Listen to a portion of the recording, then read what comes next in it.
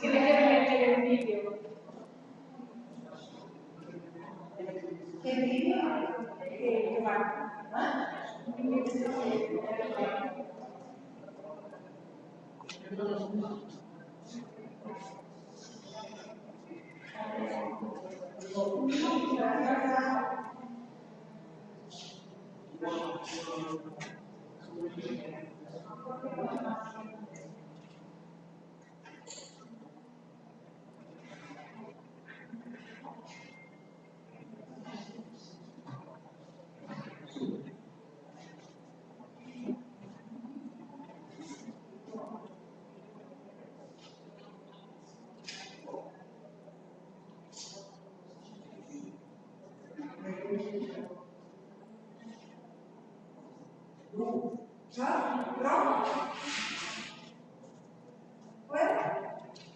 Sí.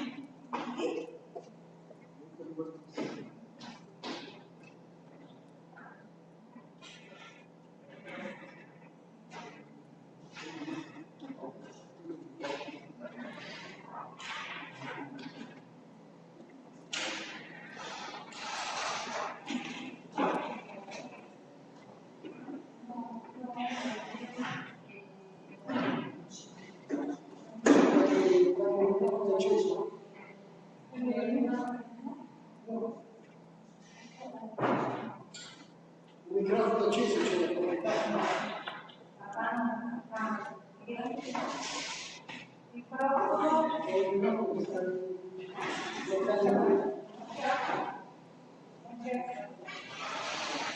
C'è un microfono? No, non si vede uno.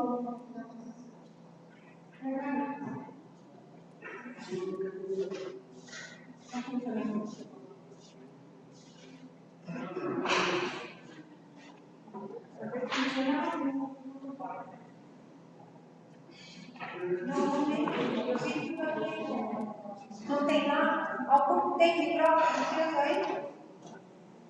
Já? Não?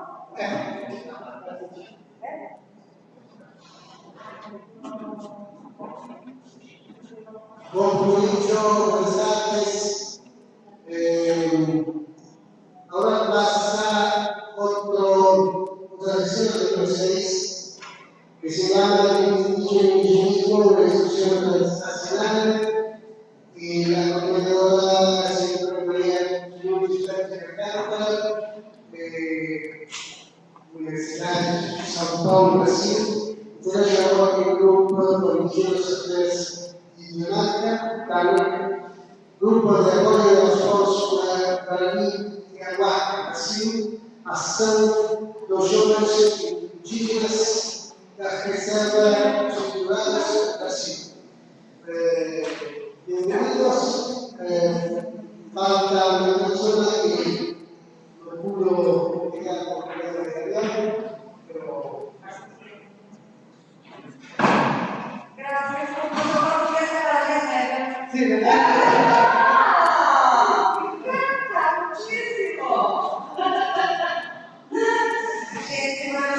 Buenas tardes. Iniciaremos agora uma mesa que é muito rara porque é uma herança gerada e que era uma língua que nós somos entendidos e que acaba no Brasil, na América Latina, muitos anos, assim nos chamaram, não? Então, é uma mesa na minha ilha, que nunca chegará à sua altura, mas entendemos. Primeira vez que eles têm congresso? Sim, a primeira vez desse congresso que eu fiz. Então, eu trabalho no National Organic Coordination Affairs e hago parte da Foundation, que é uma parte de Deus, derechos humanos indígenas de la UNAM. Y ahora acabo de llegar de la ONU, porque hago parte del Foro Permanente de las Naciones Indígenas. Y trabajo principalmente con la cuestión de la aplicabilidad de los derechos indígenas en Latinoamérica. Gostaria de hacer uma introdução do que estávamos dizendo, nesse segundo milênio, não, da ONU, principalmente pelos povos indígenas, que a primeira foi a questão de como se faz uma lei para os povos indígenas, pelo mundo todo. E todos vocês sabem que como 1/3 da população mundial, essa população indígena, significa 370 indígenas. E eles estão nas baixas da população, nós somos mais pobres em todo o mundo, temos os maiores índices, os maiores índices de violência, são as pessoas mais sem educação, como eles são dos piores, eles estão um pouco. E a questão é, a primeira hora do menino pela ONU é a aplicabilidade dos direitos indígenas. Muitos países assinaram, são signatários dos direitos indígenas de 2017, a Declaração dos Direitos Indígenas, mas não há aplicabilidade. Isso em toda a América Latina, em toda a África, na maioria dos lugares. Então, o empenho maior de nós outros, trabalhando pela ONU e nas associações, é pela aplicabilidade dos direitos. Em Brasil, por exemplo, nós temos hoje em dia, nós assinamos a nota da OIT, que significa os pueblos indígenas tienen derecho a una consulta informada. Y no se hace eso. En Brasil nós tenemos ahora 86 hidroelétricas fora da Amazônia em terra indígena. Não há uma consulta prévia ainda contra.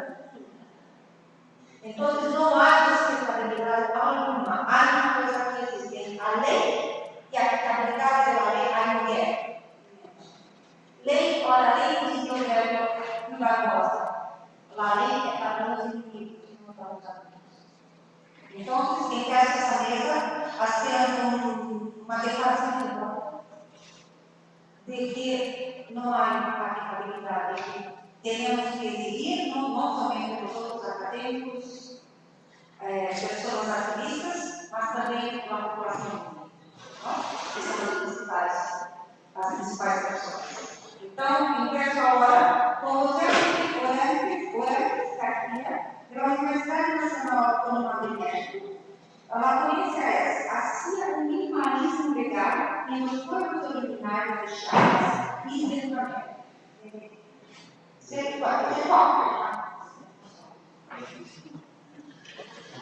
Buenas tardes a todos.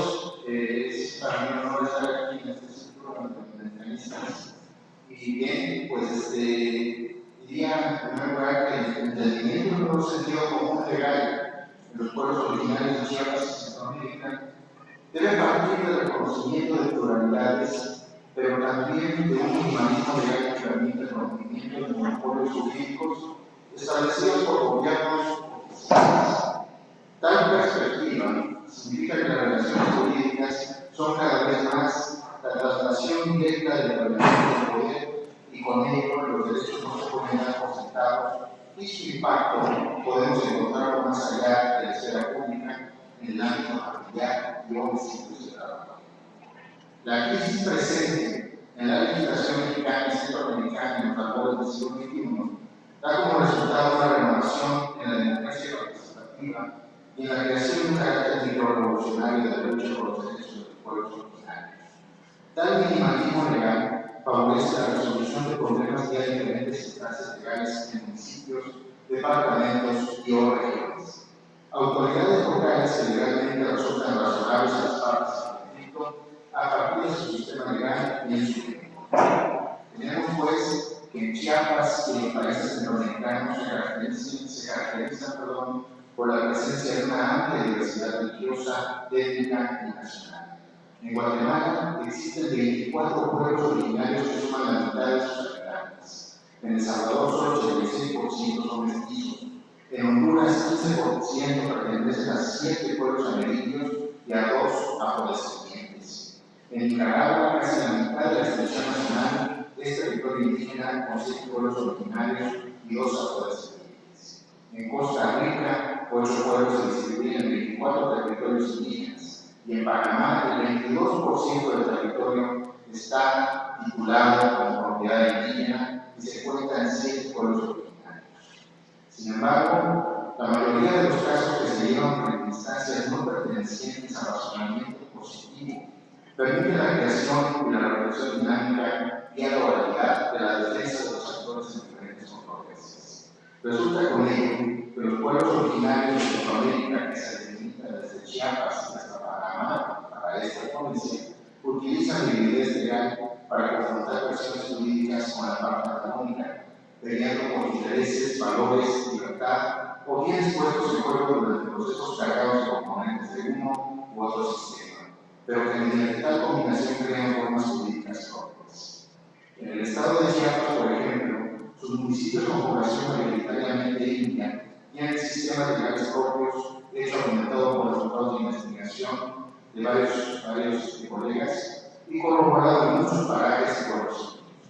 Dichas instancias legales son naturalmente más accesibles a los usuarios y en muchos casos resultan más ágiles y eficaces que la Secretaría de Justicia estatal.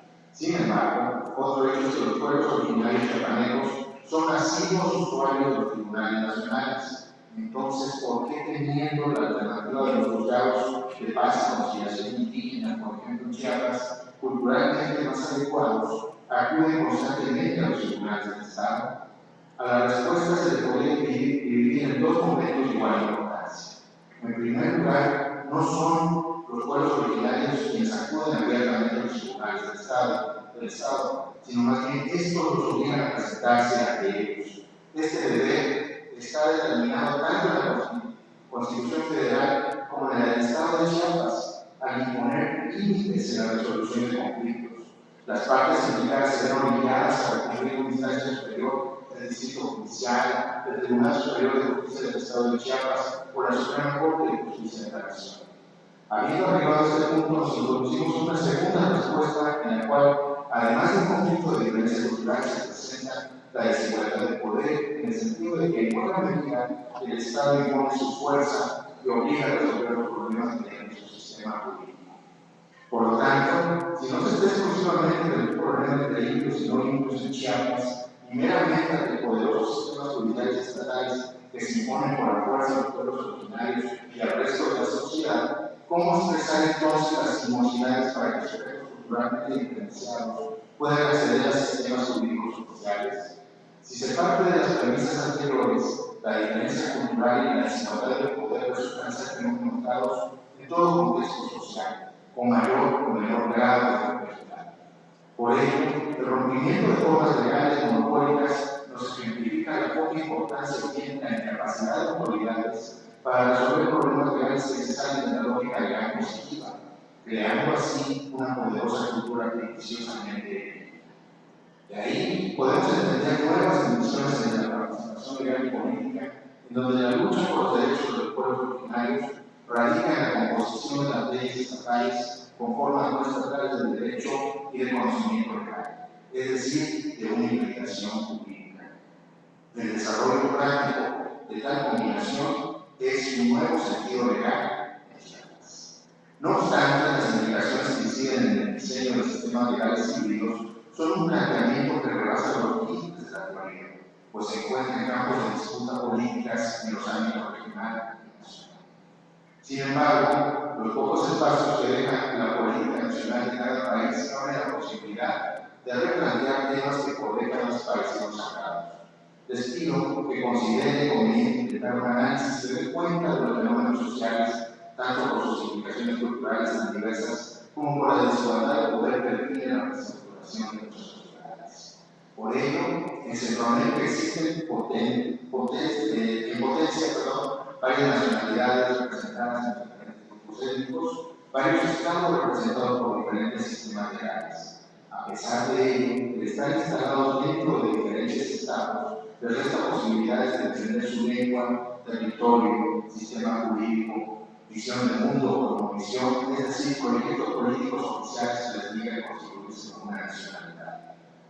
Los estados mexicanos y centroamericanos construyeron naciones con base en la negación del carácter auténtico multinacional, en donde los diferentes grupos han luchado y luchan por el derecho a la autodeterminación interna o externa, más allá de la sistematización legal propuesta por la antropología jurídica en las últimas 3 décadas del siglo XX. Y más allá de los derechos humanos universales, es decir, las luchas de los pueblos originarios de Chiapas y Centroamérica se basan en reconocerse desde su propia cultura, desde sus conocimientos locales. Tenemos como ejemplo las luchas de mujeres indígenas que han buscado posibilidades desde su cultura. Por ejemplo, ahí vemos a las mujeres que desde ese KLN ya participan como parte de la estructura del gobierno de sus propios pueblos. Ya tenemos mujeres jóvenes, estables, flexibles, corporales, que ya están siendo parte de esa estructura que antes les había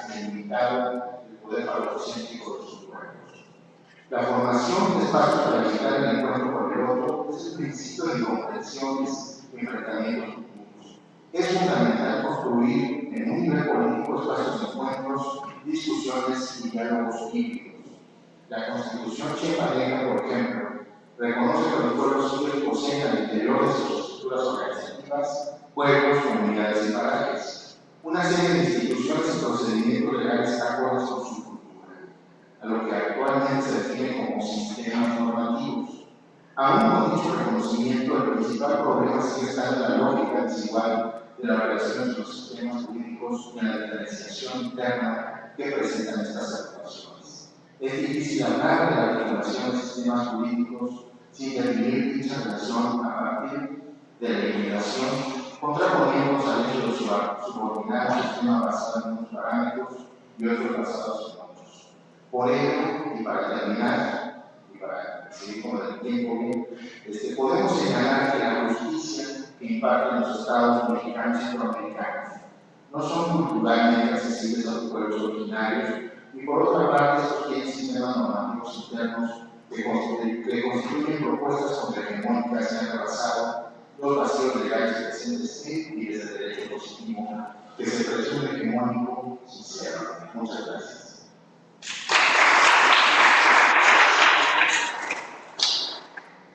Muchas gracias. Gostaria de deixar uma pergunta. Não sei se concordo muito com você, mas concordo com a educação política, concordo com isso, mas que há evidência, sim, porque está dizendo a destinatária dos direitos humanos e ao cumprimento dessas reivindicações de umas próprias associações desta que no voto permanente lá foi essa discussão. Então necessita pensar como não se aplica, por que não se aplica a cidade e há uma lei de com muitas aspas de que essa lei foi feita por eles no voto permanente, pelas associações indígenas, porque eu acompanhava há 20 anos. Então se disseram, mas o que acontece com as lideranças indígenas aí lá no voto permanente que estão despregadas pelo soldado. É uma coisa para pensar, que essa é uma grande questão. A próxima questão de maneira usada no mercado. Universidade Federal Rural do Rio de Janeiro, Brasil, direito de estratégia política. Primeiro lugar, eu apresento as minhas contas, porque eu vou falar em português. E gostaria de começar agradecendo e cumprimentando a professora Luz, pois sua presença mesmo, cumprimentando os colegas José, Giovanni, Manuel, sua presença comigo. É um meu trabalho, eu vou procurar também falar um pouco mais devagar, para garantir que vocês possam acompanhar o vídeo de hoje. Este trabalho que eu estou apresentando hoje versa sobre um caso que eu pesquisei numa vila indígena do Espírito Santo, carteira do Espírito Santo, em 1795, onde um grupo bastante numeroso de filhos entraram com uma petição na Câmara da Vila por conta de digamos assim, de invasões de terra e durante 3 anos se desenvolveu um processo e isso foi inclusive chegar em Portugal, rapidamente, chegar em Lisboa e conseguir uma audiência com a Rainha Maria I, e depois de um grande técnico, eles voltam ao Brasil, a grande instituição, onde eles trabalham no processo judicial, onde 22 pessoas são ouvidas pelo ouvidor, dentre elas 17 indígenas e os demais eram casados com homens casados com indígenas. Então, nesse episódio, de um momento crucial do meu ponto de vista, a gente pensar na importância do direito e da justiça na luta indígena dos índios pelos terras. Então, eu já agradeço pensar basicamente sobre isso na primeira parte, e vou fazer uma discussão historiográfica sobre 2 obras da historiografia brasileira sobre a formação territorial brasileira, formação da propriedade territorial brasileira, onde os direitos indígenas são invisibilizados. E, na segunda parte, eu detalho um pouco mais esse caso. Eu acho importante fazer essa discussão historiográfica, porque são 2 obras básicas para se entender a questão das terras indígenas. Nos estudos clássicos sobre a formação territorial brasileira, predomina uma perspectiva não conflitual do processo de conquista e colonização. A expressão não conflitual é de Eduardo Brunet, que é definido como estratégia narrativa que instrumentaliza o passado para criar imagens aglóticas não conflituais desse mesmo passado, segundo a proveniência dos grupos dominantes pré-históricos. Fazem parte dessa estratégia discursiva vários artifícios, desde gerar os meios do cenário histórico, postulando que esse estabelecimento tem sido na história colonial em razão de doenças, epidemias, guerras, conquistas, prestações de miscigenação, até ignorar, basicamente, simplesmente, a presença deles na história da sociedade. No livro Pequena História Territorial do Brasil, de Severino, publicado em 1954, ele sequer postula que os índios precisam ser objeto de direito. Para Severino, o solo descoberto dos portugueses no mundo era a classe virgem, no sentido de que nunca foi lavrada e aproveitada. Como a terra não se encontrava cultivada, podia ser considerada uma maneira, uma expressão bastante portuguesa, a terra vaga, a terra não cultivada. E, como tal, a coroa portuguesa distribuída na forma de cisnamária estava incentivada o desenvolvimento da agricultura. Severino afirma que os indígenas do contágio dos portugueses desconheciam completamente a agricultura, e isso naturalmente não é equívoco. Os testemunhos exploram essas pesquisas etnológicas mais recentes demonstram, ao contrário, como são os povos indígenas que desconheciam a agricultura, embora a prática da agricultura dos produtos que eles plantavam variasse muito. Outro estudo clássico, como as terras eram consideradas, os índios eram considerados povos errantes, nômades, sem moradia fixa, eles também não têm propriamente direito de propriedade, isso para desenvolver. Outro estudo clássico sobre a formação da propriedade territorial no Brasil é do jurista José da Costa Ponto. Este trabalho foi publicado em 1965. E ele segue um caminho de redução análoga. Resumindo um pouco a proposta do jurista Porto, ele considera que a colonização do Brasil se deu à baixa no deserto humano.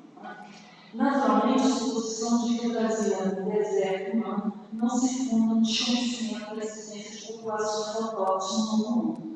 Afinal, desde a carta de Pelagem Carinha, como chama a questão de nascimento do Brasil, os índios são observados e reconhecidos como povos autônomos das terras descobertas pelos portugueses no mundo.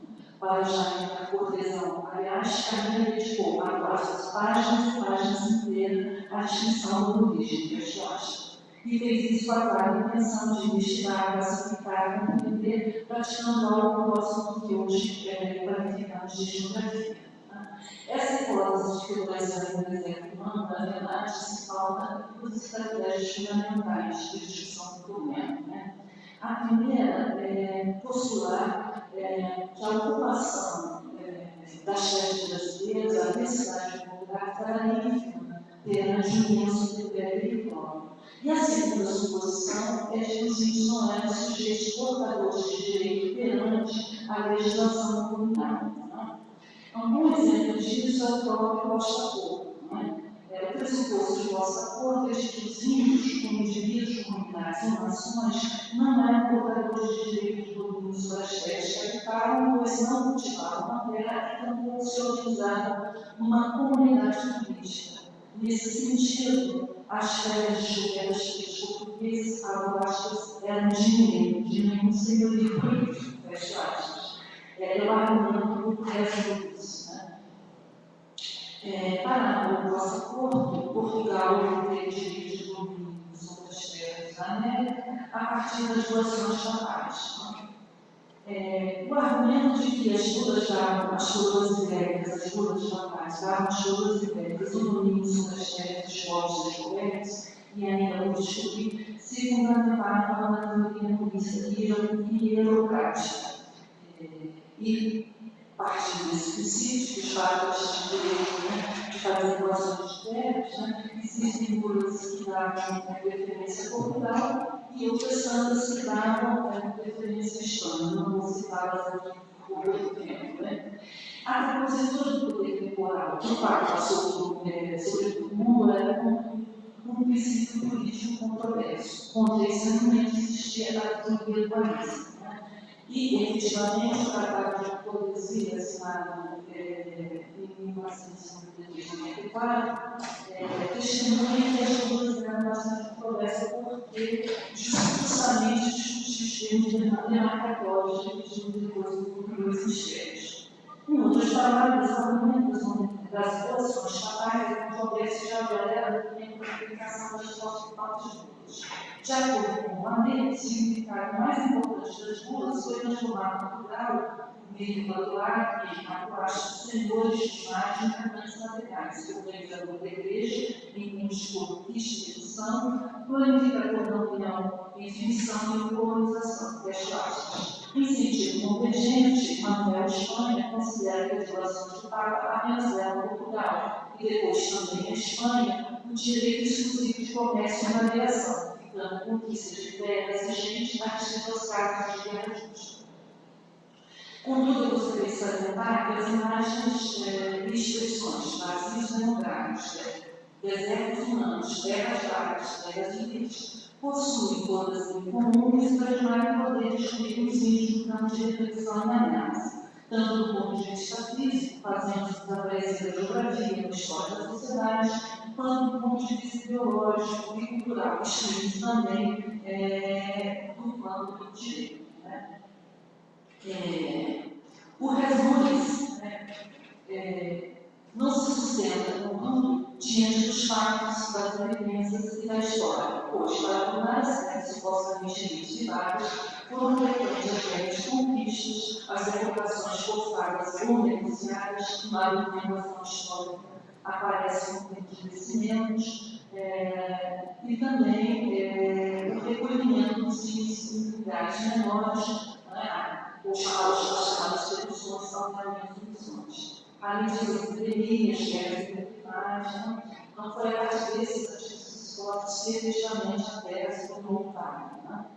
Então, como se sustenta as luzes, na suposição de que os órgãos portugueses da cultura jurídica da época, os índios não tinham direito às terras diretivas. Sobre isso, para ressaltar que, embora a coroa portuguesa postulasse os índios em contratos poderes, não possuíssem de fato nada de se assemelhasse ao povo político continental que fosse, pois supostamente eram povos sem reino e sem lei, atribuem-lhes um conjunto de direitos da legislação parece mudar como privilégios, um corpo nativo dos muçulmanos.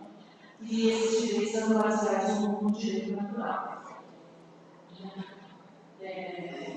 Por volta da segunda metade do século XVIII, os índios aparecem na legislação comparina como abaixo senhores de suas fazendas, nos sertões e nas aldeias, especialmente em Aracaraíbas. Além disso, quiseram definir como primários e naturais senhores de suas terras. Né? Mas é importante notar que o corpo, evidentemente, que essa legislação, e que efetivamente aconteceu no meio da história, há uma enorme diferença, né? Uma enorme distância. No entanto, gostaria de salientar que essa legislação permite que os índios entrem na justiça e municiam isso com a luta política prolongada de longa duração no Brasil. E agora eu entro nessa última parte da minha apresentação, que é narrar um pouco como é que os índios, no final do século XVIII, fazem uso dessa legislação na capitania do Espírito Santo. Em 1790, por exemplo, na Vila Indígena de Nova Benevente, a questão das terras indígenas adquiriu um contorno político e jurídico em agosto de 1795, quando um grupo de 15 índios pressionou o Senado da Câmara da Vila com uma invasão de suas terras por um homem chamado José da Silva Pereira, que, na Coaches, sem título, isto é, sem contrato de arrendamento, ficava mais nas terras dos índios, impedindo-os de terem agricultura e plantação para sustentarem assim as suas mulheres e filhos. Pouco depois, em 17 de setembro de 1795, 3 oficiais do Senado da Câmara, todos eles indígenas, encabeçaram e assinaram uma representação da rainha Dona Maria I, ampliando a denúncia de estudo das terras dos índios na Vila de Benevente, pois acusavam vários portugueses de estarem invadindo suas terras e perdendo seus direitos. A representação foi normalmente subscrita por outros 40 índios moradores da região. Eles denunciavam a ambição dos portugueses, tantos pactos urbanos que invadiam e tomavam as terras dos índios anônimos que não diretor, índios da Ilha de Benevente. Além disso, eles também fazem uma outra principal nesse documento da rainha, que era a prática de chamar os indígenas de caboclos, ou caboclos, e nesse sentido, por eles, no cativeiro, e forçando a trabalhar para os diversos trabalhos do cartão da capitania. Para promover a representação feita na rainha, os índios da vila elegeram, escolheram 2 irmãos índios que foram Antônio da Silva e Francisco Dias, que partiram para a região na qualidade de procuradores dos índios. Essa é uma história muito interessante, muito longa, mas que eu não posso detalhar. Eles foram presos, fizeram uma outra versão para a rainha, Mas, enfim, ao retornarem ao Brasil em 1797, levaram a presença de João Fernando José de Portugal, governador da Bahia, parece que o Espírito Santo era subordinado ao governo da Bahia, uma nota do ofício assinado por Dom Rodrigo de Souza Coutinho, então à frente da Secretaria de Estado de Negócios da Marinha, do Sul da Marinha, onde era ordenado a Dom Fernando José de Portugal que ele se informasse sobre o assunto e cumprisse o desejo da Rainha em fazer justiça aos índios naquilo que fosse direito. Os inatos do episódio se deu em 1799. O governador da Bahia ordenou o Marco do Espírito Santo, José Pedro, apurar essa denúncia. Foram feitas diversas diligências, e entre elas se formou o depoimento de 22 moradores, todos índios ou homens casados com os índios, será que pelo chamou da autora original da poesia da Bahia. As denúncias feitas pelos índios eram graves e pior ainda atingindo as principais autoridades locais. O Carcomó, o governador da capitania, o gestor da comarca do Espírito Santo, o conservador dos índios e, finalmente, o próprio diretor dos índios da Ilha de Benevente, que também exercia o cargo de escrivão da Câmara. Nós, além disso, o estudo das terras indígenas e a tentativa de reduzi-los ao cativeiro não é um fato novo na história colonial, mas a forma como os índios de Benevente enfrentaram o problema que pegou na rainha. E a justiça foi uma estratégia política que obteve legitimidade relativa pelo conceito de relativa eficácia, porque se baseava no normativo e nos recursos políticos e jurídicos do antigo regime português e colonial. Nos testemunhos históricos, os índios aparecem como um grupo que ocupavam um lugar subalterno na estrutura social e eram até mesmo considerados relativamente incapazes e inferiores. No entanto, possuía aquilo que Antônio Manuel Espanha qualificou de, por aspas, as bem-aventuranças da inferioridade, fecho aspas, na sociedade no antigo regime português e colonial. No caso dos índios, as bem-aventuranças se traduziam especialmente nos direitos à liberdade, ao domínio cultural, a participarem do período de seus filhos, e de peticionar diretamente a coroa em busca de justiça e reparação. Questões que estavam claramente expostas e discutidas no corpo normativo ocidental do período. Os mesmos testemunhos históricos também evidenciam outro fato importante. O gozo efetivo das bem-aventuranças das normas do antigo regime religioso dependia muito da ação política dos próprios índios, dependia muito da ação política dos próprios índios. Aqui no texto detalha, com muito detalhe, o conhecimento que tinha das leis, dos costumes, eles vão apresentando os ciclos diversos documentos legais da época, eles citam as leis que se iniciaram, Então, o que eu gostaria de terminar é que a lei existe legitimamente tem sido um instrumento legal importantíssimo das populações indígenas, mas que, revelando um pouco a fala da nossa coordenadora da Lisa, a grande questão, efetivamente, não é a ausência de uma legislação protetora, vamos dizer assim, revelando um tipo de direito, mas a efetivação dela. Grande parte do que foi efetivada, então, foi por conta do agenciamento dos próprios índios. Muito obrigada. Graças.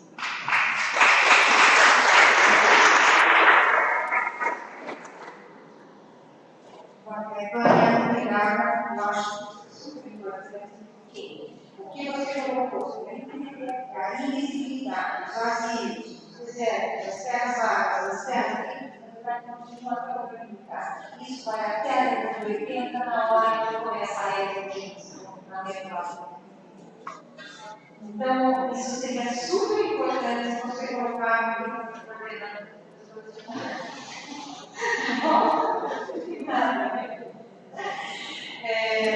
Agora eu vou chamar a gente que não chegou, que é uma amigazinha da Trindade Federal. É uma pena, acho que ela chegou a casa para uma partida, então. So sorry. Eu vou falar para você porque seu vídeo não ficou parado. Daí você vai para outra. Não tem problema? Ok. Agora eu vou chamar o manual do Mário, da Universidade de Rio, que também tem vários agricultores dessa dinâmica, porque são um grupo interessante. E Roberto, não vou falar, o convite a falar, também da Missão Maia, Guatemala. E Fabiano, Fria Fabiano, da Universidade Maia, da Guatemala. O nome da audiência, acho que só você veio, né? É Patrimônio Cultural Direito pelos Povos Indígenas e Marítimos.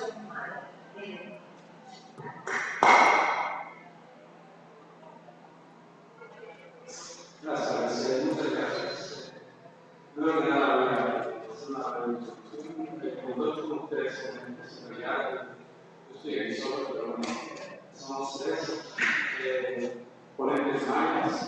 Yo soy en una posición postdoctoral en la Universidad de Leyte, departamento de herencia y derechos de los indígenas. Luego nuestro Roberto Mercedes, aquí podríamos trasladar el concepto occidental, usar las personas que hoy día guardan epistemología maya ancestral. Al mismo tiempo está mi maestro Papá y bueno, nosotros tres queremos dar una visión general de los casos que hoy en día están vigentes, ¿no? En nuestra comunidad. En este contexto de derechos indígenas y sobre todo, bueno, no vamos a entrar más en nada en el patrimonio cultural.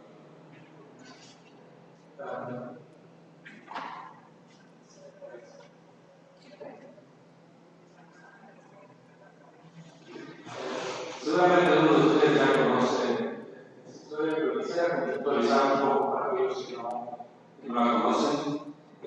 Más o menos de 1923 a 1925, los representantes de los indígenas, una de las 6 naciones de los Iroquois, se llama Destaque, y aquí la principal maori, Ratán, visitaron la sede de la Liga de las Naciones en Ginebra, Suiza.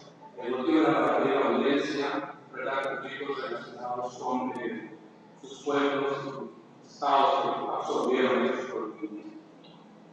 A pesar de que esos dos representantes no fueron atendidos, tuvieron que volver a casa con manos vacías.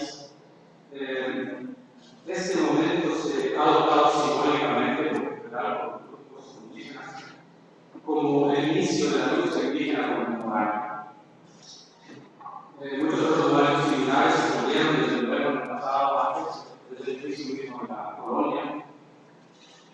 Sin embargo, en el tiempo de las naciones contemporáneas, por revolucionarias, por guerras, los intentos de los días de Israel y Ratán son ampliamente reconocidos como los momentos dramáticos que agrietaron las murallas ideológicas de las naciones europeas.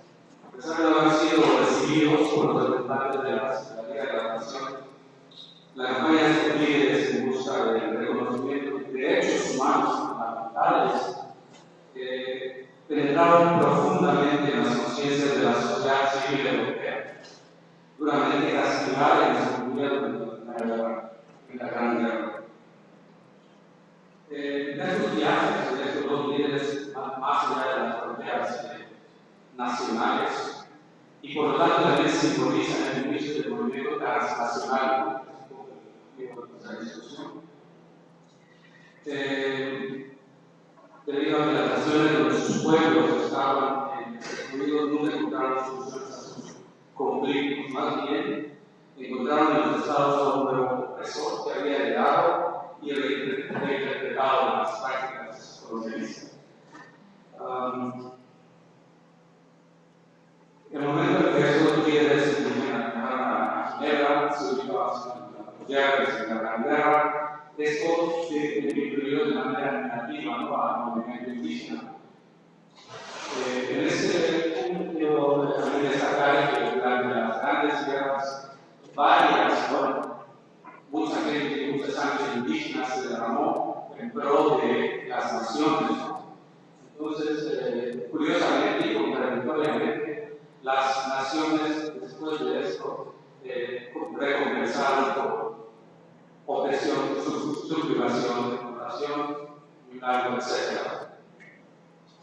Esto es un ejemplo de que sus inicios la lucha indígena no se trataba de movimientos territoriales o antinacionalistas, sino era una búsqueda de igualdad de derechos fundamentales. La cuestión de la tierra no es un color de arcoíris, no implica necesariamente independentismo en términos nacionales. Esto a veces se entiende erróneamente desde el pasado. Bueno, después de la Segunda Guerra, los movimientos fueron más notables. En los años 70, visitando la sede de las Naciones Unidas. Obviamente, en sus inicios, el movimiento indígena tuvo, digamos, como raíz común la experiencia colonial, pero después otros pueblos indígenas que se identificaron con este movimiento, podemos decir que no todos en realidad sufrieron la colonización europea que nosotros de África o Asia. Sin embargo, el factor común era una experiencia similar: opresión, subjugación y explotación de recursos y valores mediante conductas, ideologías, instituciones, políticas y economías por parte de grupos dominantes. Como resultado de este movimiento transnacional, hoy en día tenemos, desde el punto de vista de los grandes logros de la humanidad, la Declaración de las Naciones Unidas sobre los derechos de los pueblos indígenas. Esa fue elaborada el 13 de septiembre de 2007 y cierra un capítulo de la larga lucha iniciada por los pueblos originarios hace más de 500 años, desde el inicio último de la colonización. Y al mismo tiempo abre un nuevo capítulo en la historia de la humanidad. Como sociedad humana contemporánea se enfrenta al gran reto de la implementación, la comentaba al inicio. Y bueno, como hemos visto, la declaración representa la unión de voluntades y esfuerzos de cientos de millones de personas a través de sus representantes, tanto de Estados como de pueblos indígenas. La meta en común, la igualdad de derechos entre los diversos pueblos y naciones del mundo. No obstante, como también se ha comentado hoy en día, el asunto de la implementación es un asunto pendiente, a pesar de que los Estados miembros de las Naciones Unidas adoptaron y ratificaron este convenio.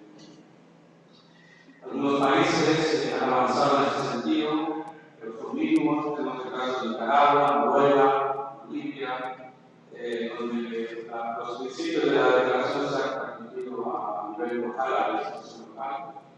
Sin embargo, en nuestro caso, en el caso Maya, se puede ver que la implementación vía los procesos.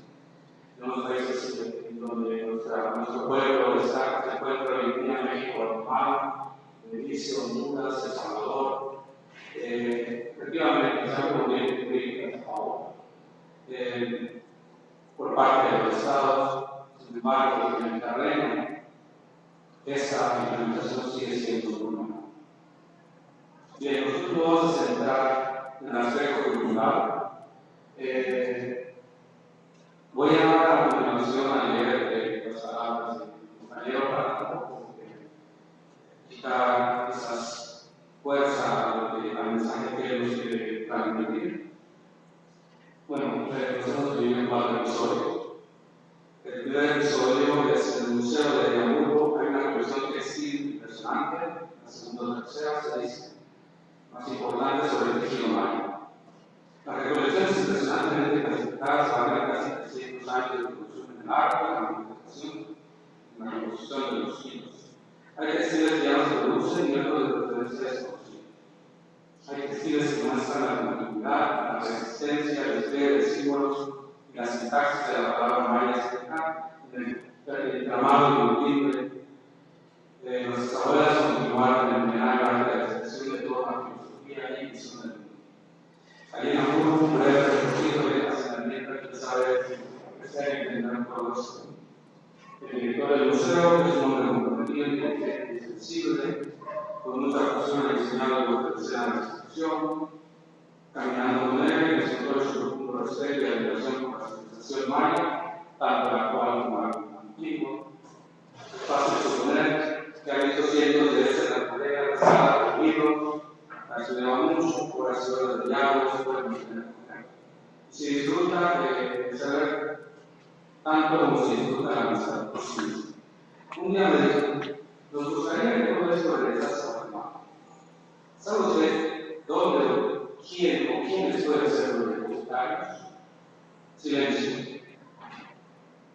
Bueno, yo aquí incluyo un comentario a las palabras del ministro. El artículo 12 de la declaración menciona que los Estados deberán promover el soporte a través de mecanismos efectivos para la restitución de los derechos culturales. Episodio 2. En la oficina gubernamental me dicen, deje esos papeles, carga de identificación, fotografías, los registros, carga de documentación, entonces el folder, coloque también la carta de prisión. Me recuerda tiempo después, tiene que regresar la semana próxima, veremos si es otorgado su permiso. Estoy pidiendo permiso para acceder al uso de un altar antiguo ubicado en una montaña. Ahí franceses nos hacían sus ceremonias, ver fotografías que justificaban el uso histórico, imágenes de hace 80 años, que aparecen y se ve ahí a mis abuelas y mis abuelos. Hace aproximadamente 30 años el lugar fue declarado parque arqueológico. Se habían hallado vestigios precoloniales y innumerables muestras de ocupaciones continuas, cerámica, piedras, escritura, arquitectura, etc. El lugar es bello, único, dadas las circunstancias de nivel prácticamente de una ciudad, pero para nosotros siempre ha sido un lugar sagrado. Desde mis ancestros hasta mi presencia continua en el lugar, uno siempre vio por sí como perpetuar las prácticas de espiritualidad y sentido que tenemos, todos nosotros mismos. Desde lo simple, había que barrer, había que plantar árboles, proteger los alrededores, la basura, hacer oficio de divulgación y profesión de enseñanza, hasta que llegaron los especialistas y declararon la guerra. Tienen policías, armas, guían en conjunto, apoyan políticos de transmisión, amenazan con lo actual, encarcelamiento. Nadie en décadas había sido tan difícil como estos hombres que batallan tanto en contra de las estructuras. Nos han expulsado los progresivos. Ahora es necesario decir que las autoridades están dando de todo y que debemos de comprobar que somos lo que somos. Otra palabra, sin palabras, otra palabra. Bien, para no alargar mucho, paso una línea. Regresar a la semana siguiente, de nuevo permiso, y así estoy ahora, a las escondidas de nuevo en lo que vivo pienso. En términos generales. Bueno, aquí otro comentario mío, en el artículo 11 de la Declaración. Los pueblos indígenas tienen el derecho a practicar y realizar sus costumbres y tradiciones. Esto incluye el derecho a mantener, proteger y desarrollar las antiguas, presentes y futuras manifestaciones de sus culturas, tales como lugares arqueológicos, sitios históricos, partos, diseños, monos, etc. Bien. Artículo 12. Los pueblos indígenas tienen el derecho a manifestar, practicar, desarrollar y enseñar sus tradiciones espirituales y religiosas, costumbres y ceremonias, el derecho a mantener, proteger y tener acceso a la privacidad, a sus ciclos religiosos y culturales. Artículo 12 de la Declaración. Artículo 25. Derecho a mantener y reforzar las relaciones espirituales distintas en las tierras, territorios, aguas, mares y costeros que tradicionalmente han ocupado. Paso ahora al episodio 3. Parece que Vicente José es el responsable. Habla su idioma natal, él como gran gobernador y importante se heredó de su cultura. La palabra verdad es ahora en medio para repetir los profundos momentos de la historia del pueblo. Antes era el papel recortado, la variedad de la narración de los días espirituales, las fiestas, la danza, la vitalidad, una forma sensible de ser ante el mundo, en las montañas y en su propio pensamiento. Ahora ya no es así, y algunas veces evangélicas y lo que vieron. En solo 30 años se extinguió el fuego público. Andaban unos y otros buscando con sus propios medios de hacer. Una abuelita se puso a tejer un día y demostró lo que hizo, lo hizo más grande, había comenzado con una servilleta, más tarde hizo un mantel, tiempo después logramos un movimiento de 4 por 4 metros durante todo un año. Este se volvió cero. San Nicolás entregó el taller. El negro bordado de los más diversos colores, los antiguos prestadores encontraron la forma de seguir hablando, gritando tal vez, cantando gracias. Muy bello ver esos textiles de manipulación, creaciones profundas, llenas de siglos y significados. Ezequiel está tocado por algo, viendo algo muy bello. Es textiles no es es un arte que el ojo necesita primero absorber sin puntos de comparación. Para resumir, quiero decir que luego llegó un empresario, copió los diseños y los comenzó a gran escala en las tiendas de diseño. Con esto paso al capítulo 4, a ser un poco más positivo. Quisiera comentar que en nuestras comunidades efectivamente el juego simboliza esa herencia cultural, un poco la iglesia, está reviviendo. Cada vez más niños, mujeres, están en la comunidad, están tratando de crear, revitalizando esa herencia cultural. También hemos estado comenzando a discutir en términos propios, en términos de la comunidad, cómo entender los conceptos abstractos de la integración de las Naciones Unidas.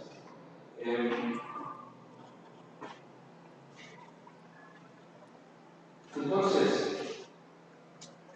en el sentido positivo, vemos que nuestras comunidades están realmente decididas, involucradas y comprometidas en la implementación de la Declaración de las Naciones Unidas.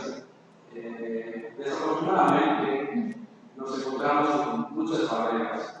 Una de ellas es la barrera cultural y otra la barrera legal también. Quiero finalizar con una pregunta, es un poco nuestra introducción.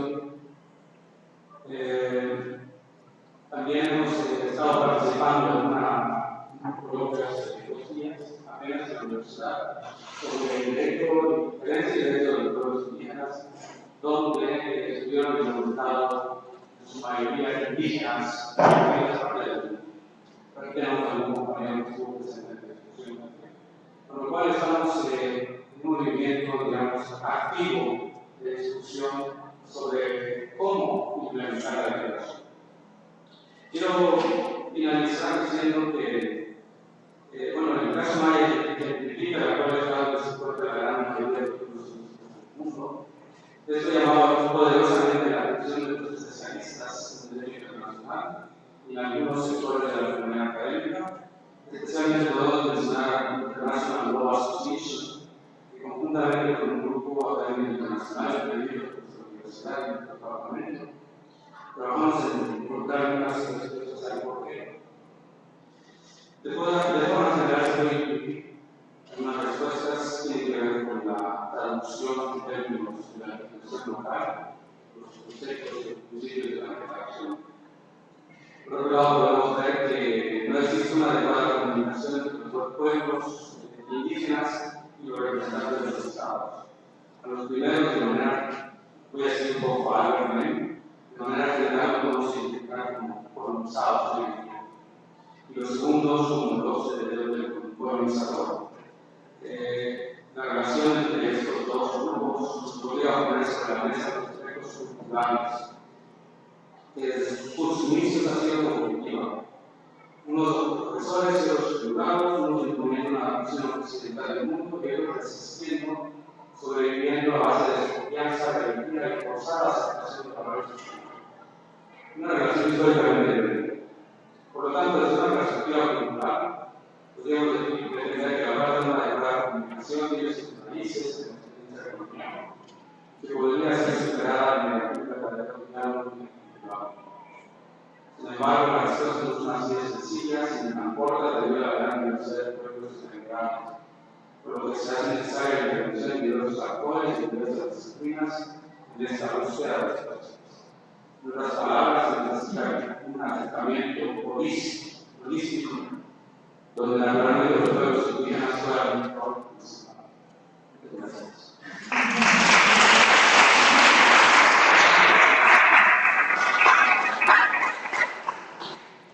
Gracias, Fernando. Queria deixar uma pergunta para vocês.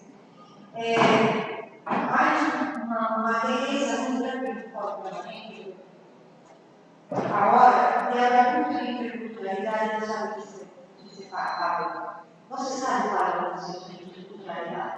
E cada vez mais, todos os estándares são estándares que eu considero. São todos os estándares da nossa linguagem política. E os quatro políticos que são representados pelos brasileiros não peleam. Sim, não peleam. Não peleam. Impressionante. Dois presidentes. Não peleam. Não peleam. Depois depois eu vou discutir. Agora, voltando para aqui, Giovanni Cascarello, independente,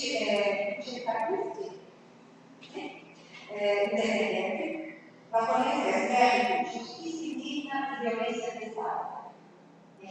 Sì, buon pomeriggio a tutti, grazie per essere qui. La mia visto che molti presenti parliamo della nazione. E in questo italiano ho vissuto più di 12 anni in Messico, ho lavorato sui temi dell'antropologia della pace e della violenza e delle esperienze di autonomia che ancora riducono e delle pratiche di giustizia che i popoli indigeni sviluppano all'interno dei processi di autonomia. La mia dirò una breve relazione e che sarà poi completata con un breve cortometraggio di cui partecipato alla produzione e alla realizzazione. México está viviendo una situación de violencia social generalizada sin precedentes. Mientras el Estado ha emprendido una verdadera guerra contra los sectores de la delincuencia organizada, empleando para el fin la militarización y la suspensión de derechos civiles en todo el país, es fundamental investigar y difundir experiencias que desde contextos sociales y culturales diferentes al sistema dominante buscan modificar el entramado de la violencia y desactivarla sin recurrir a respuestas fuertes violentas. Históricamente, los pueblos indígenas han vivido en situaciones de violencia de Estado, opresión, caciquismo, racismo, violencia intraétnica, delincuencia común, crimen organizado, violencia cultural, etc. Los procesos de organización y construcción de autonomía y los sistemas de justicia como una expresión de dicha autonomía representan, según yo, una respuesta positiva a estas variables situaciones de violencia. He documentado diversas formas en que los pueblos resuelven estas situaciones de violencia desde la raíz antes de que se vuelvan un problema de seguridad comunitaria o pública. Así, si nos remontamos atrás en las respuestas a la violencia, encontramos la resolución de los conflictos y la administración de la justicia.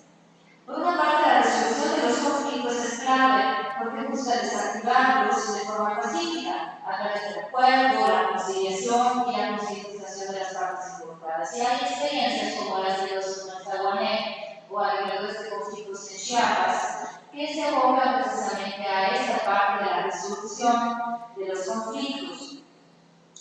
En otras experiencias, la conciliación es solamente una parte del sistema de justicia más complejo, que incluye también el juicio de los que cometieron algún error y su proceso de reeducación por medio del trabajo comunitario, como sucede en Guerrero, en la coordinadora de autoridades indígenas y de autoridades comunitarias y en las juntas de Guadalupe y Chiapas. Estos sistemas de justicia y de resolución de los conflictos hunden profundas raíces en las estructuras organizativas de los pueblos, en los sistemas de cargo, en las comisiones que articulan la vida comunitaria. Las justicias autónomas, en segundo lugar, no necesariamente vienen de una herencia ancestral, son incluso muy innovadoras y dinámicas, pero lo que las caracteriza es el arraigo en las estructuras asamblearias y en las formas colectivas de decisiones. Y por otro lado, es una justicia ejercida por autoridades colegiadas y que responden a la comunidad que los ha hecho. Se trata entonces de una justicia cercana a la gente, que refleja valores y normas que las personas entienden y comparten porque son las que ordenan la vida diaria de sus comunidades. Esto es otro elemento que destacan todas las experiencias estudiadas, la abismal diferencia entre la justicia propia, basada sobre la búsqueda de la conciliación y sobre normas compartidas, y la justicia oficial del Estado, que viene invariablemente definida como corrupta, injusta, inaccesible e hipócrita.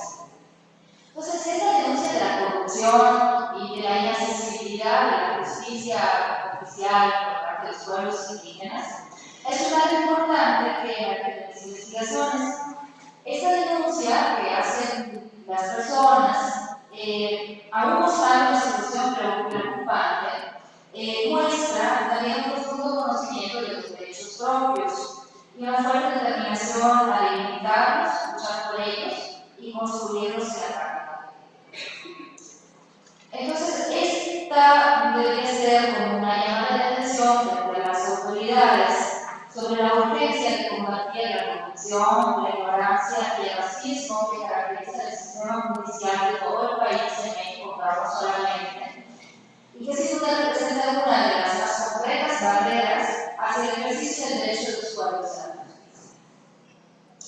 La trascendencia de las experiencias de justicia autónoma debe entenderse en el contexto que caracteriza a México hoy en día, pues la violencia desbordada trastorna todos los ámbitos sociales y tiene importantes implicaciones para los procesos organizativos y institucionales, entre ellos los indígenas. La supuesta guerra contra la delincuencia organizada se muestra cada día más como una guerra de algunas estructuras del Estado contra la sociedad toda, en la que se suspenden los derechos fundamentales y se ensanchan los estados de excepción en lugar de fortalecer el acceso a la justicia. La sociedad mexicana muestra distintas respuestas a dicho contexto. Por una parte está la priorización y la normalización de la violencia, por otra parte pues están experiencias que tratan de responder y de autodefenderse de alguna manera. Y en tercer lado está una multitud de procesos positivos que tratan de recuperar los lazos de solidaridad y cooperación social para construir verdaderas alternativas al Estado y a la violencia del Estado. A lo largo de más de 10 años de trabajo de campo en distintas regiones indígenas de México, pude comprobar que existe entonces una relación inversamente proporcional entre la organización comunitaria y la violencia. Por eso la necesidad de fortalecer las estructuras de gobierno propias que funcionan como elemento de cohesión. La disminución de la violencia interna permite desarrollar una mejor capacidad de enfrentar las múltiples violencias que atraviesan las comunidades indígenas. Sin embargo, para muchas ocasiones los poderes violentos sobrepasan la capacidad de resistencia de la autonomía, provocando su inclusión, como en este caso del municipio autónomo de San Juan Copala, o de la comunidad de Oscura en Michoacán, que reivindicó el derecho a la autodefensa y su lucha por la tierra, pero fue rebasada por la introducción y la penetración del crimen organizado. Otra reflexión es que las experiencias expuestas muestran que la seguridad y la resolución de los conflictos están en la base de cualquier intento de organización autónoma. Marcar un alto a la violencia significa restringir la libertad a los individuos y a la colectividad. Y entonces, una vez que han reconstruido las relaciones de convivencia y la confianza, los pueblos pueden dedicarse a construir su futuro, sus instituciones educativas, de salud, de producción y de comercio. Actualmente, los procesos autonómicos y sus sistemas de justicia están enfrentando conflictos nuevos y de difícil solución que ponen en riesgo la sobrevivencia de las mismas estructuras organizativas indígenas. En varios casos estudiados, la dinamicidad de las autonomías les permitió hacer frente a tales nuevos conflictos y elaborar estrategias novedosas, o bien medir sus posibilidades y determinar el alcance de la justicia autónoma. Por ejemplo, en el caso de la Coordinadora Regional de Autoridades Comunitarias de Guerrero, detuvo a algunos narcotraficantes, reivindicó el derecho a juzgarlos y a reeducarlos por medio de su propio sistema de justicia, pero decidió no seguir persiguiendo los crímenes de narcotráfico, más bien dedicarse a actividades de prevención. Otro ejemplo es en Chiapas, donde las juntas de buen gobierno desde el año 2005 están deteniendo a traficantes de migrantes indocumentados y los reeducan, eso sí, a través de su propio sistema de justicia, y dan asilo a los migrantes que se quedan ahí varados en la selva chiapaneca. La investigación presentada entonces quiere ser un llamado urgente para que sea reconocida la legitimidad de las justicias indígenas y la competencia plena de las autoridades que los pueblos nombran para desarrollar la función, lo que significaría un importante paso hacia la justicia social, que tanta falta hace en el México de estos días. Este es el propósito y el objetivo de la obra que realiza de nuestra justicia, producido por el Centro de Derechos Humanos y de la Justicia, en el cual participé como directora y realizadora, y que ahorita quiero presentar en su versión un breve de 8 minutos. Gracias.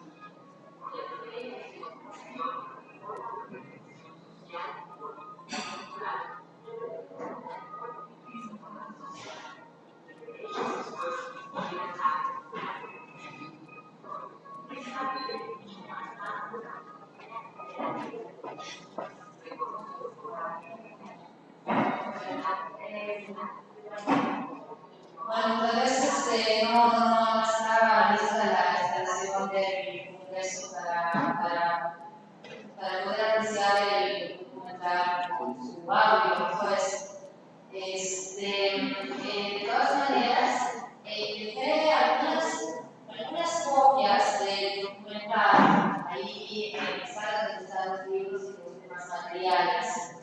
Entonces, para las personas que quieran pues ahí lo pueden conseguir. Estamos poniendo a la lengua también para recuperar un poquito todos los gastos que la realización de trabajo ha implicado. El documental trata, de todas maneras, es parte un poco también de mi trabajo, bueno, es parte de mi trabajo de investigación. Yo, como comentaba, pues el estudio de algunos procesos de autonomía como respuesta positiva a la violencia, las múltiples violencias que viven los pueblos indígenas, y en particular de las experiencias de justicia como el más cabal ejemplo de cómo se puede tratar y dirimir los conflictos de una manera distinta, ¿no? Entonces, a través también del trabajo de realización de este documental, en el cual, bueno, yo en mi investigación personal trabajé en los estados de Guerrero y de Chiapas, con dos organizaciones que tenían amenaza regional. Por otra parte, en el documental tratamos de documentar otras experiencias en el estado de Oaxaca y en el estado de Zacatecas, Jalisco.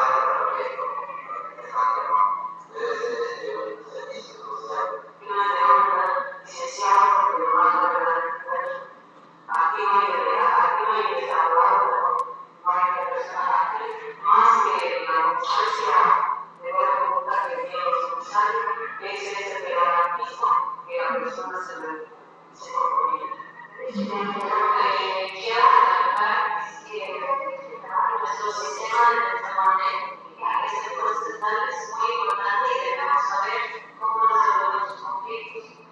Porque si uno va con el ministerio público, que sale muy caro y luego no se resuelve el problema, y a veces es una mentira lo que se va a declarar. Entonces, en la comunidad con los hombres, ahí nos perdonamos y le conocemos las disculpas, y así estamos en paz con la comunidad. Los agentes de juicio ahora sí hay indígenas, ahora sí indígenas,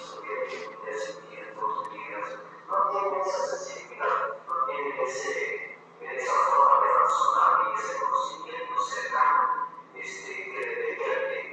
también conocer, conocer la justicia de la comunidad. Sabemos que en todos los países, no lo sabemos.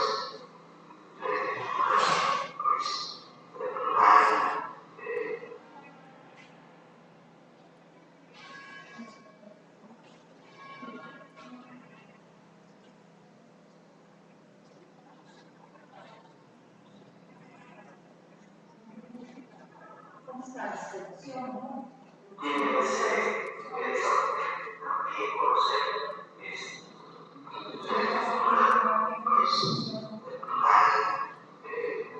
sin embargo, en las comunidades, buenos pueblos, sí tenemos comunidades sociales.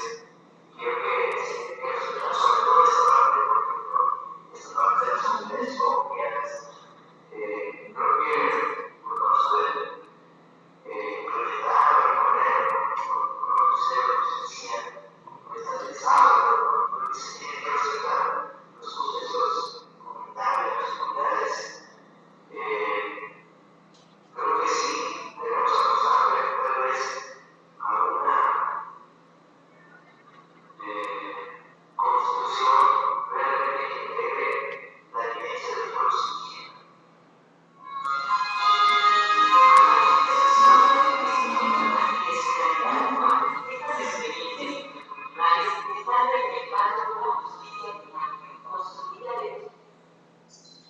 Gracias. Gracias, Giovanna. Ahora vamos a hacer...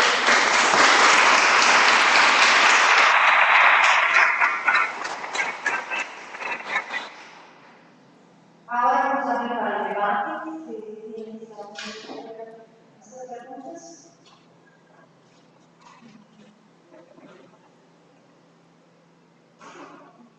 No, hacer yo. ¿Eso? Ok. Entonces, empezamos porque había hablado sobre la pregunta que... Sí, está ahí en las hojas. Sobre el Estado y pues agregación política. ¿No? Este es un concepto que tiene que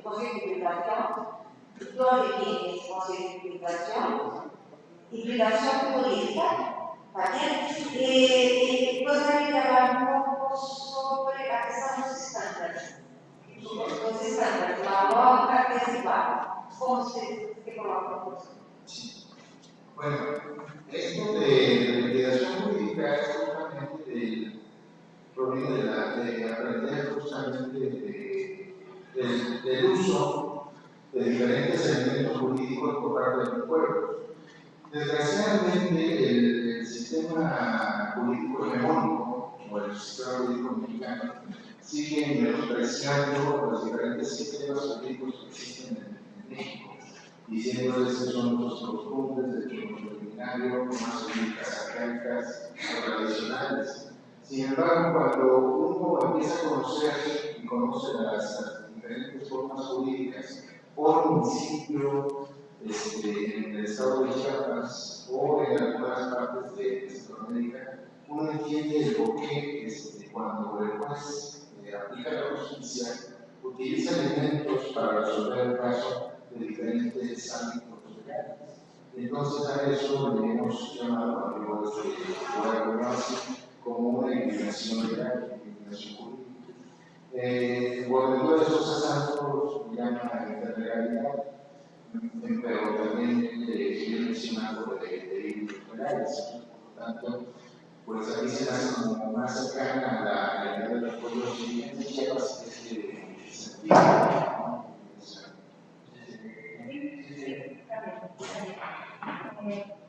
¿Alguien quiere hacer una pregunta para ellos? ¿No? Entonces, doña Julia. Disculpa. Solo como curiosidad, ¿cuánto está compartido entre las poblaciones locales, la distancia entre la justicia central de México, como ignorante, entonces supongo que no suena. ¿Cuánto está compartida la distancia entre la justicia local que está hecha por las tradiciones y los costumbres que seguramente tienen algo de positivo, o todo positivo, contra la justicia mexicana? Porque mi curiosidad es saber efectivamente si les votan todos de la justicia local, están por la justicia mexicana o por la justicia local. Bueno, lo que pasa es que hay instancias legales, ¿no? La instancia legal está determinada en el derecho positivo como un distrito judicial que va a estar en una cabecera judicial y que va a aplicar en gran medida el sistema jurídico mexicano. Pero ya en los municipios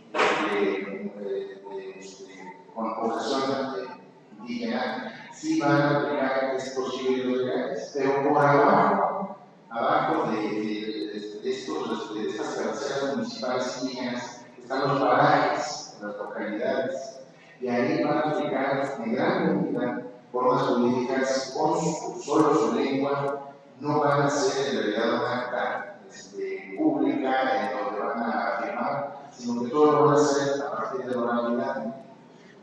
Muchas autoridades han pedido que sus leyes lleguen a escribirse o que estén reconocidas por las constituciones. Hay un reconocimiento de varias constituciones en la República Mexicana acerca de estos sistemas jurídicos, que no les llaman sistemas, porque si les llaman sistemas estarían reconociendo varios estados, ¿no? Y obviamente el sistema jurídico mexicano no va a reconocer eso jamás, pero están reconociendo que hay formas jurídicas ahí. Una forma de entender esto es de que un juez municipal indígena está los 365 días del año ejerciendo y aplicando la justicia. La representación del sistema jurídico mexicano solo está de lunes a viernes, ¿sí? Y siempre y cuando no haya día de pago. Si es día de pago, seguramente van a tener que ir esos representantes a cobrar un sitio judicial. Entonces, no siempre está la representación del sistema judicial mexicano. Y sobre todo porque hay diferentes casos que no son resueltos o no pueden ser resueltos por el sistema jurídico mexicano, como los casos de brujería. Si los casos de brujería son seriamente resueltos por las autoridades, pero el sistema jurídico mexicano no los reconoce, solo determina como daños en propiedad ajena. Entonces, no hay una seriedad para ver esas formas jurídicas propias por parte de los abogados. Esa es una de las diferencias entre otras cosas. Yo creo que se va ¿cómo es en Bolivia? Porque en Bolivia, porque yo hablo del sistema de Bolivia, no de horario de trabajo. Y hay problemas que la propia comunidad, y hay problemas que los tienen capacidad de no van a capacidad. Entonces, tem limitado que eles podem fazer, que é o que faria o caso de estupro, aí lixamento, quando é chegado a uma comunidade na rua, porque é uma cadeia querendo fazer lixamento, não sei qual é a figura, e a justiça, o Estado não entra nesse caso. Então, há empresas internas que eles resolvem, que é conhecido, e há problemas da própria comunidade, alemão, porque não tem como resolver, e se não tem essa possibilidade, é fazer essas coisas. Y bueno, también tendríamos que ver, por ejemplo, que las autoridades normalistas actualmente están recurriendo a cierto reconocimiento por parte del gobierno mexicano para que se les respete sus tierras. Desgraciadamente, y eso es lo que yo quería decir al último, por parte del tiempo lo dije, pero ahora lo digo, en el sentido de que ahorita el gobierno mexicano está utilizando una estrategia bastante sucia, en el sentido de legalizar tierras, que no haya problemas para los empresarios mineros y de otras empresas transnacionales que se apropien de las tierras de los pueblos originarios. Muchos pueblos originarios están vendiendo sus tierras o malvendiendo sus tierras. Y yo siempre les digo, pues, ¿cómo es posible que venga la Somalia, la tierra? Pero desgraciadamente la pobreza es tal que los están obligando a comprarles una hectárea en $1.000.000. Y ver $1.000.000 para un indígena que nunca ha visto $10 es muchísimo dinero. Pero están malvendiendo su tierra por la intromisión indiscriminada de estas empresas transnacionales, canadienses y de otras partes del mundo. Pero la lucha seguirá y vamos a propiciar que estos pueblos luchen por su tierra, logren la legalidad y que la protejan. Eso es lo que tratamos de hacer en este programa. Gracias. ¿Tienes más preguntas? Por favor. Por favor, Voy a hablar un micro. acercar el micrófono a este. En Oaxaca sí se le está llamando.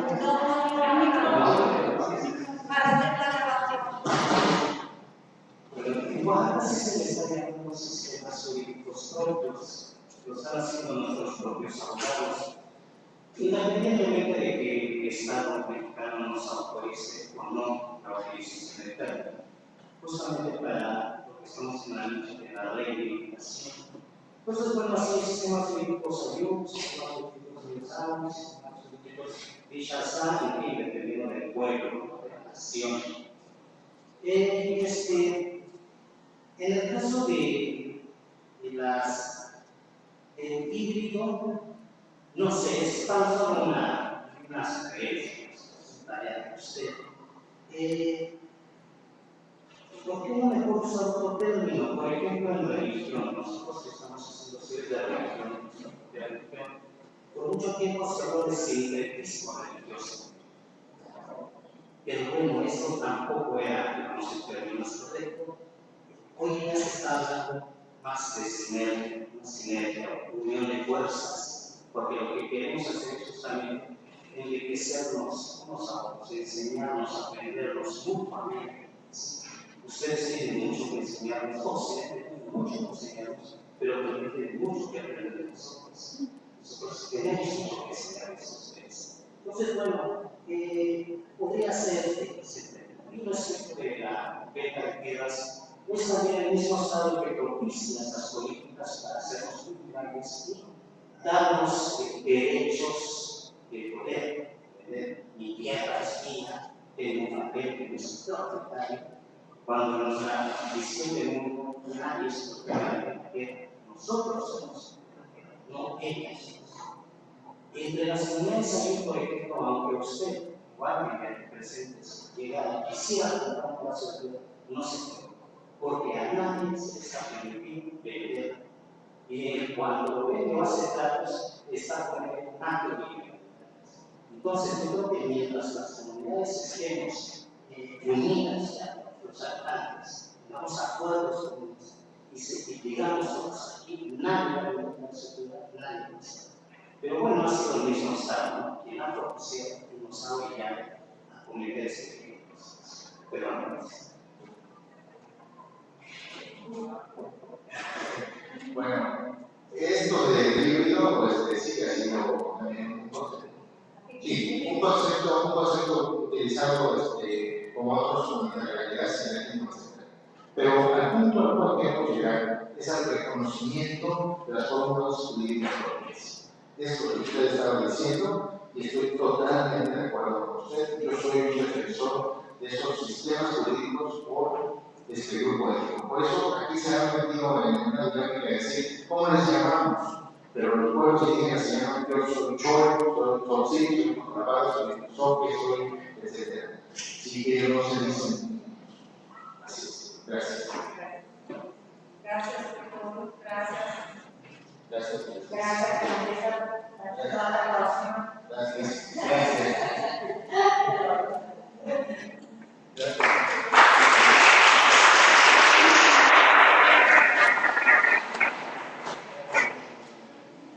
Tenemos 5 minutos de receso.